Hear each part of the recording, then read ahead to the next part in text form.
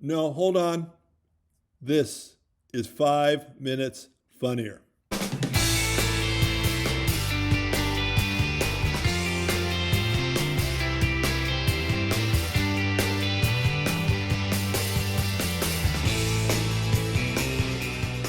Hey, and welcome to, oh my God, I just turned into Krusty the Clown. I am Jimmy England, and welcome to 5 Minutes Funnier, the comedy how-to. And today I want to talk about drugs and alcohol. And I'm not here to tell anybody how to live their life.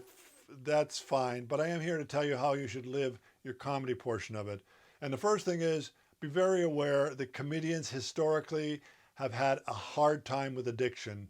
There is something about the reason that drives us to comedy that quite often drives us to addictive behavior, being it with alcohol or drugs. We do not have a good track record.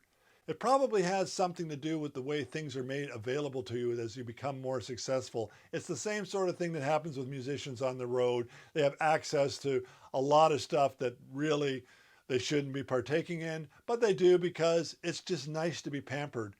But it's not always the best idea. Having said that, the reality is that a lot of comedians do bond over drugs and alcohol. It's I don't partake of drugs at all. Personal decision. My world is what I'm happy with. Some people need that little drink or something before they go on stage, especially when they're starting out, because it's a very scary thing to step on a stage and make a joke and hope that somebody is going to laugh.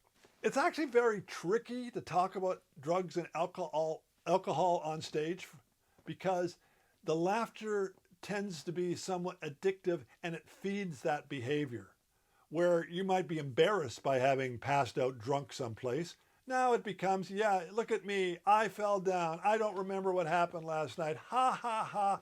I'm not saying don't do drugs, I'm not saying don't do alcohol, but set those limits before you go to the club. And definitely don't get on stage when you don't have total control of yourself. It's not a good scene. I've seen too many comedians, as I say, get on stage. They are boring. The audience gets restless. If there's another comedian following them, it's hard on the other comedian because he's got to deal with what just happened in the act before. So make sure that you are in control on that stage. And when the act is over, get off, do what you have to do to decompress. But again, decide the limits of decompression before you go to the club.